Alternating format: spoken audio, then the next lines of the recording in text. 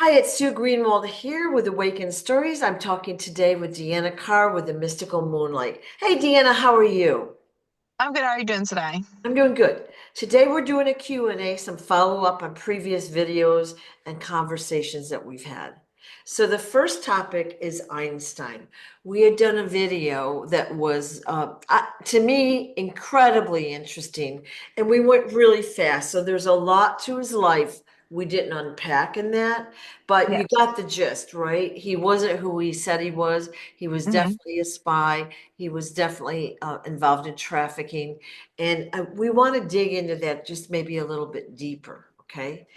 So, how did Einstein get started or found for this spy slash position that he found himself in, where he was a scientific genius, uh, applauded throughout the land? How did he get started?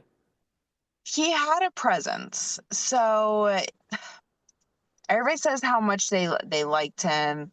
Um, he did have a presence about himself that was just likable. He could get people to like him no matter what, and that does hold over even after he starts working with people. Um, he did have a knack for understanding science. He had base understanding. Not saying he was the genius he was, but he did have this understanding that he could talk to people Yeah. and make them kind of believe anything. Yeah. And having this presence was really valuable because you could use that in any situation. Right.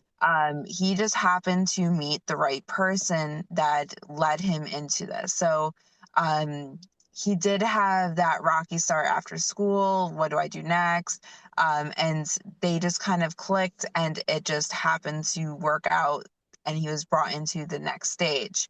Um, that being said, the next stage was kind of like that entry level of, okay, we need you to do these base things. We need you to do this. We're going to start setting you up. We're going to put you into school here. And then the list kind of goes on. So that's the next level is just do this base stuff. We'll pay for it. We'll get you going and you don't have to worry about it. All you have to do is, these little things that we ask. So it wasn't really concerning stuff. So it just brought him in. He liked that kind of lifestyle. He liked having, no stress, but, learning and doing what he wanted at the same time. Later on, that's when they started giving him smaller missions. So that's like the next stage, stage three, is giving small missions to see what they would do, how they're going to do it. How could we kind of entice them to do things that might be out of their range a little bit, but learning their control? So it just keeps going on from there. And then later on, it gets into the part where he ends up coming over to America. Now, he knew about this beforehand because they had, I guess you want to call it warning. They said, like, you're going to go here. This is why. And this is what you're going to do for us. And his mission was to come here. He was going to send this information out, and then he was going to try to sneak in, and his way in was the information. Once they get the information, this is what you're going to do and say to get to this next level over there. So it was all pre-planned. It was all purposeful. And he wasn't necessarily the mastermind behind it, but they had, let's say, an algorithm how to get him in there. He was already a likable person, so it's easy to make people trust and believe him. Right. And so it just kind of skyrocketed from there. Right. So if he has the basic scientific knowledge, if hmm like he can speak well, people like him and he's very personable, he has charisma. hmm Well, that's like, I don't know, 80% of the battle right there. And Oh then yeah. he's got his stellar reputation preceding him wherever he went about his IQ and his intelligence and all this stuff he was doing, hmm which wasn't even his own work. Wow. Yeah. Yeah. Wow. Okay. So, what group or what country, I'm not sure how to word that. What group recruited him and trained him? Like who did he work for? That's a good one.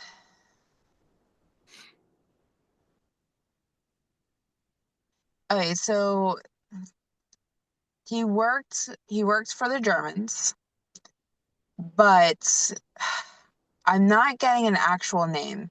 What I'm getting is he worked for the Germans and his mission was to take over the US. And this wasn't given just to him. It was a lot of Germans at the time. They would come in and then they would do these, entryways into act like the good guy, get in, get the information. And that's kind of how they weaseled in and out information. Right. That was important to pretty much everything. I mean, a lot of information was important that he learned. And then he was going to give it back to them. Um,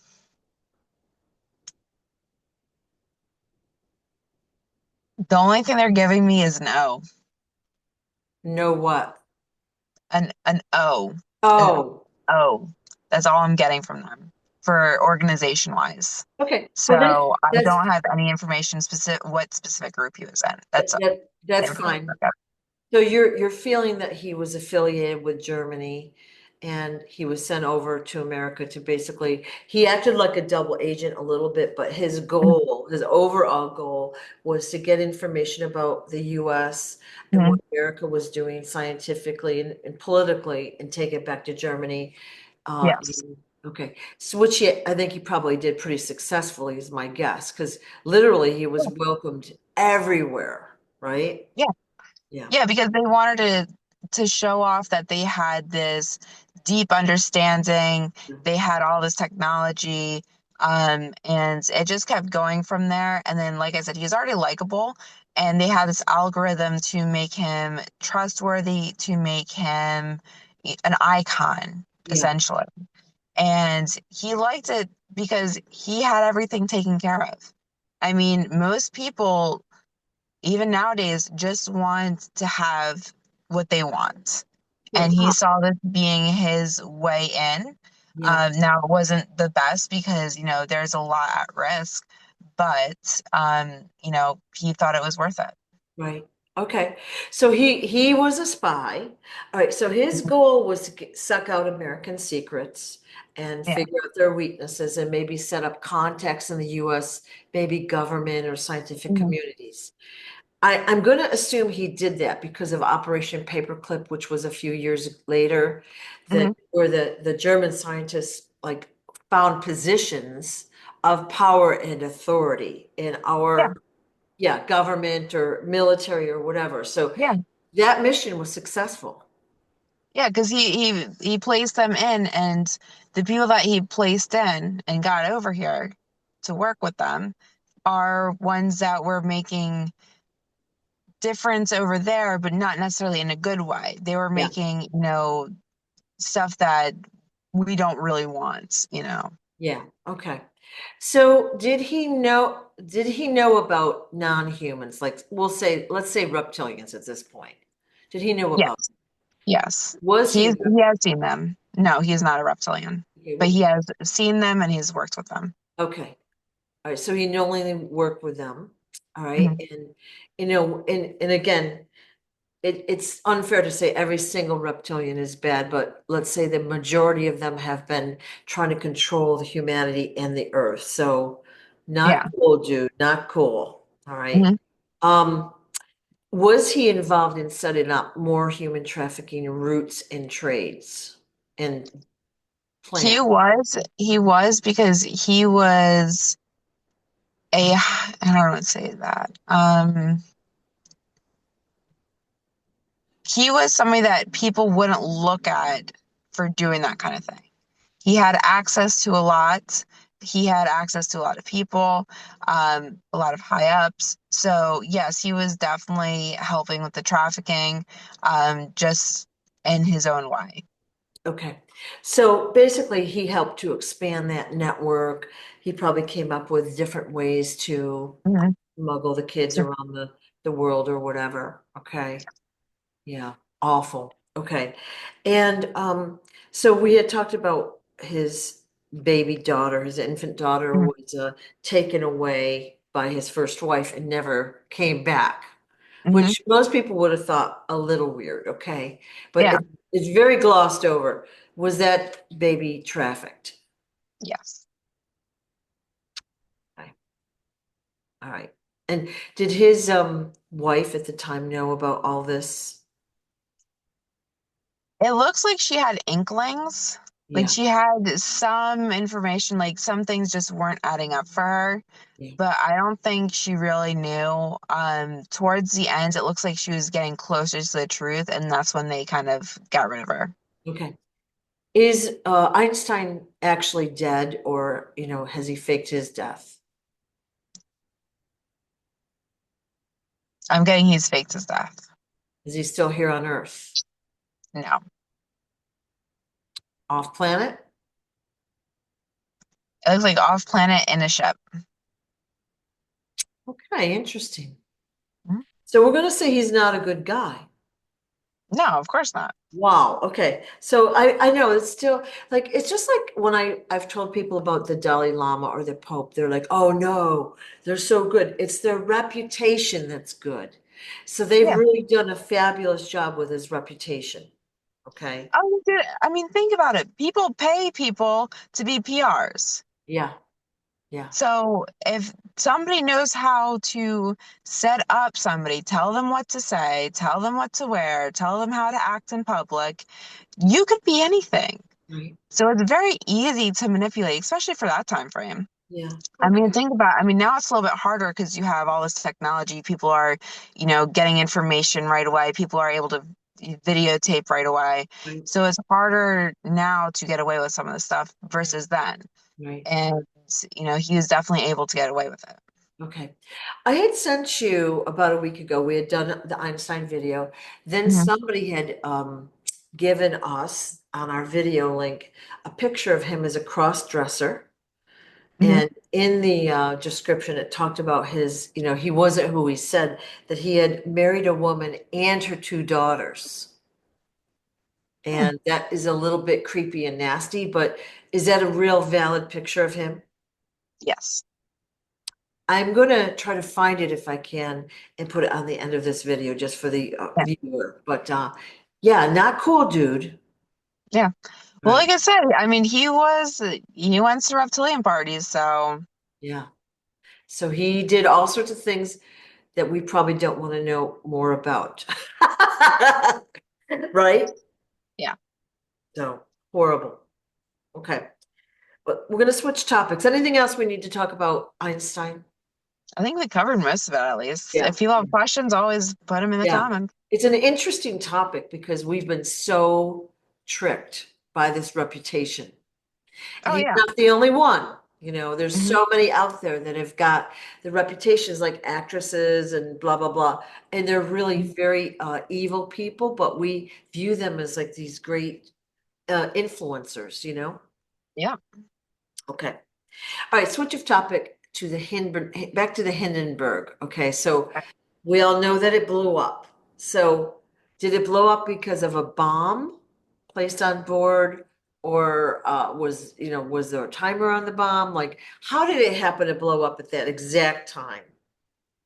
That's a good question. We did not cover that. There was a bomb on it. Okay, It was a small one.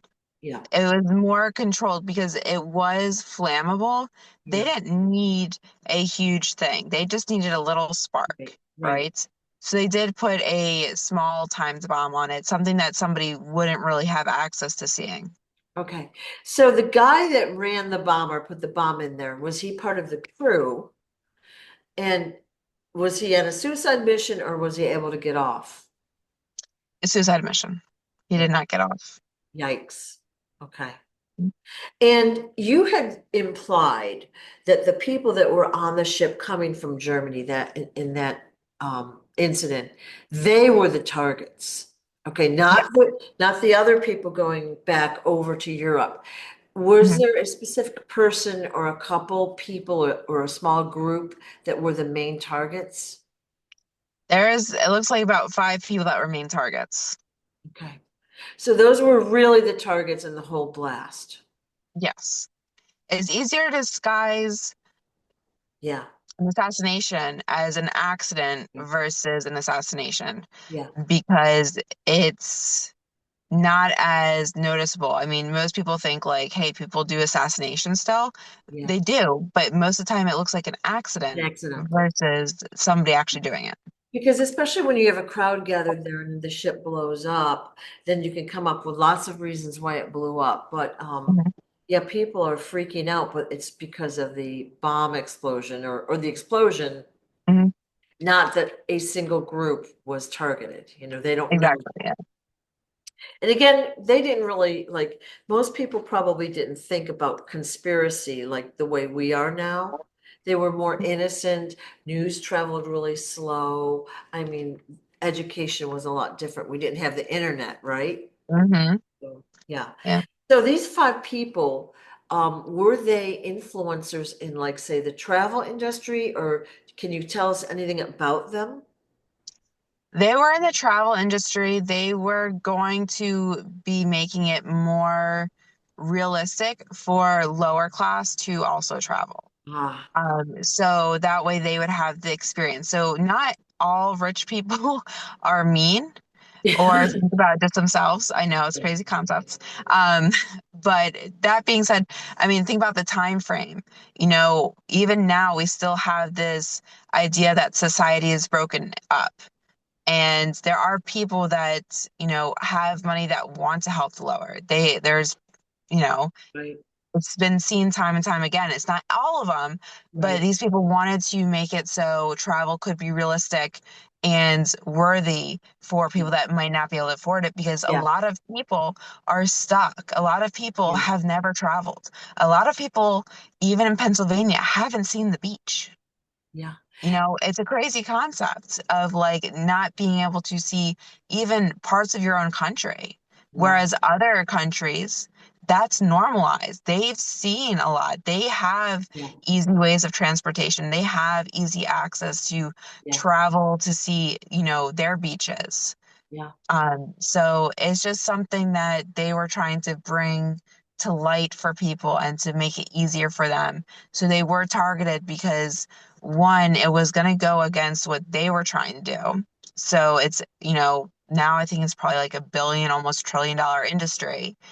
And then it's not even just that. It's okay. So you have your travel, then you have your stay. So it's a big thing to hold control over. right. That's agreed. So, statistically, most people grow up and they live, I think it's within 15 or 20 miles of where they grew up. They don't like leave far from home. Hmm. And not a lot of people have traveled like you've mentioned, right? Yeah. Wow. And then you do have the airline industry, which is huge, and I believe subsidized by the government at this point. So, Yeah. yeah. Okay, so this group of five was going to change the shape of travel. One thing I wanted to say is, we talked about this explosion, but the Hindenburg had flown, oh shoot, I think it was South America the year before. Mhm. And dirigible travel had been used previously Mhm. safely, right? Yeah. So, like you had said, it was all safe, but the fact that they put hydrogen in there and, blah, blah, blah, blah, blah, Mhm. it does seem like sabotage to me, anyways, beside, what you just told us, right? Mhm. Now, Mhm. I had said that I had read American Airlines was going to be connecting the passengers to different, places so they could get to their destinations. Yeah. When I read that, it was like I had a knowing that they were involved somehow. Like they were like, and again, we're talking 100 years ago, but they were like the biggest, right? And they're still out there. Like we've gone through a lot of airline changes in the past 20 or 30 years, Pan Am and Mhm. airlines have gone out of business and blah blah blah. They've merged, they've bought each other out. So, all right, kind of a hard question to ask, but were there some individuals somehow associated with American Airlines that were the perpetrators of this explosion? Yes. Okay. So they did it on purpose. So we're not saying like everyone knew, but there was a bunch of them that planned this. Yes. Okay. Easiest way to hold control. Yeah. Yeah.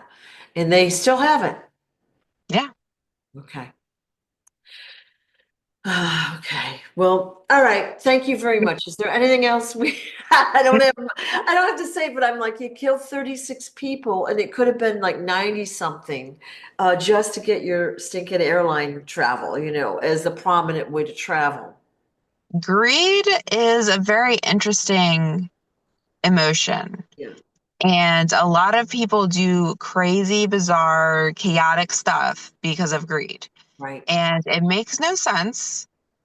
Is a life worth your money? And to them, apparently, yes. Yeah. Sad. Yeah. Sad. Okay. Well, thank you for that. All right, we had a question come in about ghosts. Now, you had done a short little video about ghosts. Okay, so Yes.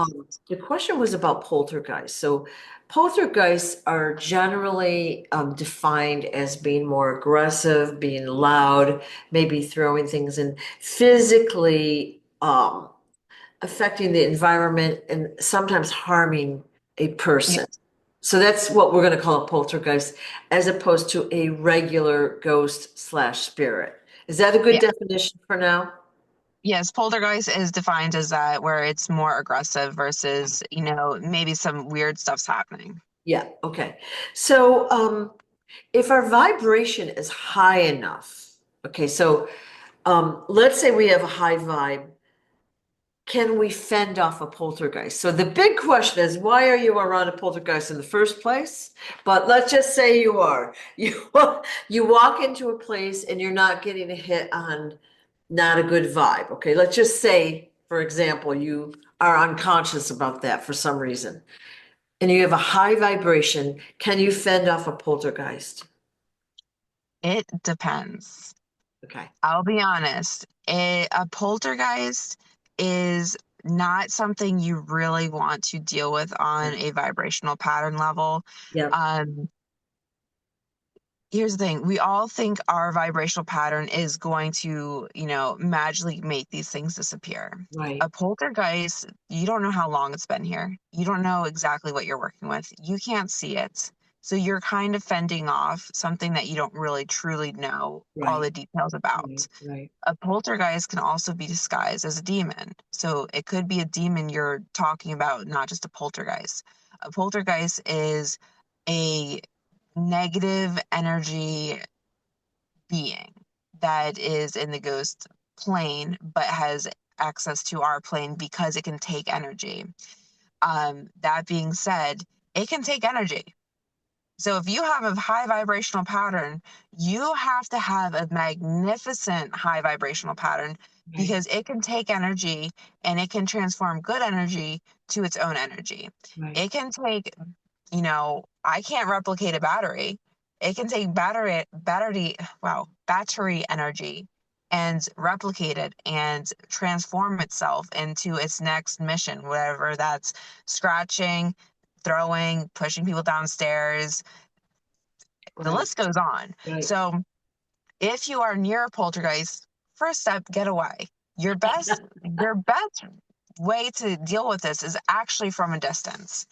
Being near a poltergeist, like I said, it can take your energy. So if you're doing it from a distance, you're actually more in control of your energy Right. versus if you're next to it. Right. So that's why, when I say, I like these shows because they do stupid stuff, being near a poltergeist is just stupid.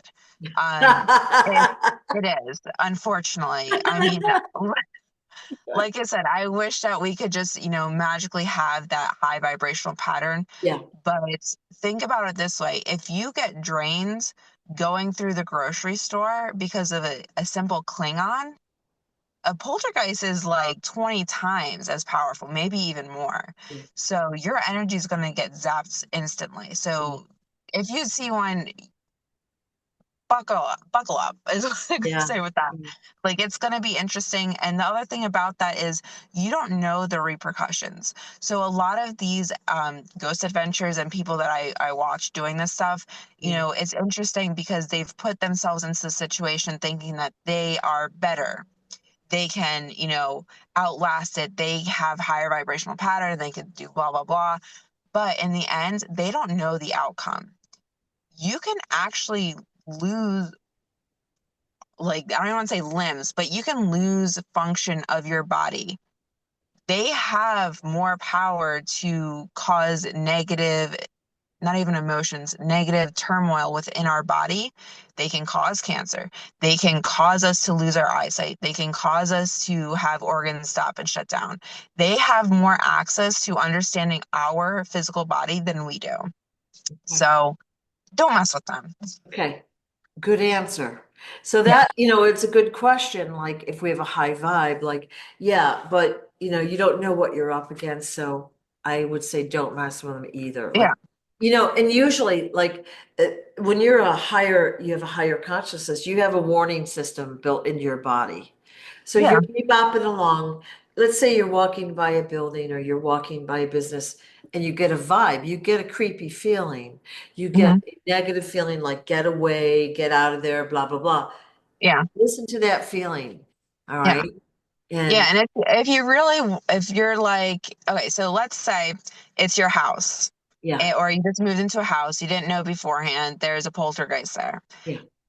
You're gonna need minimum 3 people of super high vibrational pattern that Okay. know what they're doing to try and take it out. Okay. Not saying it will even work, but if you're in this situation and you're like, well, I have to live here and I have no other choice, you need at least 3 people of high vibrational pattern that know what they're doing. Okay. Interesting topic, right?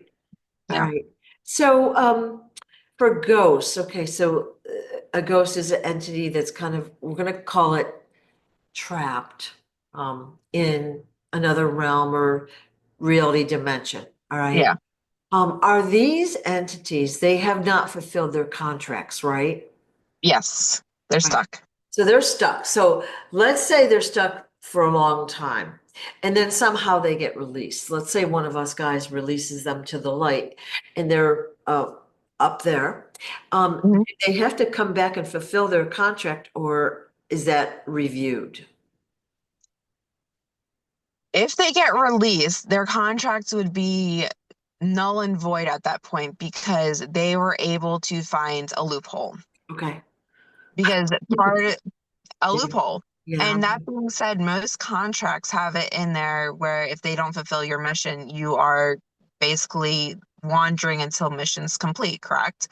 Now, if somebody is able to figure out, hey, there's this being here, it's stuck, let me let me help it get to the next stage. It's found its loophole because it's no longer in that contract. It's no longer stuck in that plane that it's supposed to be in. So pretty much the contract becomes null and void, and it is up to its own Okay. mission on what it wants to do next. Like it doesn't even have to have another contract. It's everything's moving forward. So Okay. it kind of served its like jail time per se. Okay. So let's say that we come up across a ghost and we can send it to the light. All right. Is Hmm. I would normally say that is what we should do. Okay. Yeah, But then that ghost or spirit or whatever you want to call it is then out of their contract.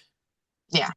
Oh, interesting. So this is Mhm. already called the last cycle. So they're really not going to be recycled back anyway, unless they are through for another reason, right? Yeah. Let's say they would go in for another contract. Interesting. Okay. Mhm. So, all right, is a ghost or spirit, whatever you want to call it, right? When we think of them, we think of, a transparent, maybe a mist or a cloud or an energy. Do Mhm. they get more solid the longer that they're in that form? No. Okay. So they never change Yeah. their density. They never change their density. It's about do they understand their ability? Okay. Because, like I said before, you have ghosts that, are just kind of wandering. Then you have ghosts that are, messing with you a little bit. Not saying it's negative, but like, I've had ghosts before, they would move picture frames. Not necessarily negative, but they are able to manipulate stuff. So Right. there's levels to it. And if they understand their being, which is different than us, if they can understand it, then they can start to manipulate the energy around them. Okay, cool. All right. So it would behoove us if we sense a spirit to send it to the light. Of course, yeah. Yeah. And that does multiple things. It frees them, but it also clears the vibration of earth and your environment, Hmm. right? Okay. Yeah. Interesting topic. Anything else we need to know about that? Don't do it on Poltergeist. Yeah, stay away. We already got that. All right, switch of topic. One last question is the dodo bird. Okay, which it was a bird that went extinct in, I'm going to say, the late 1600s, found on an island near Madagascar. So, Mhm. but we always call stupid people dodos because we assume because they got extinct. They didn't Mhm. defend themselves against hunters or other predators. They didn't know what Yeah. predators were. Are they truly extinct from our part of the planet? From our part, yes, but there are some left. Okay. And are they, I mean, would you call that physically left in other parts of the planet? Yes. Okay. Interesting. So Mhm. basically, I think why they're called stupid is they would let the hunter like walk up to them. They were not afraid of the hunters, the people, because they Yeah. did what they were, right? Hmm. So interesting. Now there was another animal that I've always wondered about called the quagga.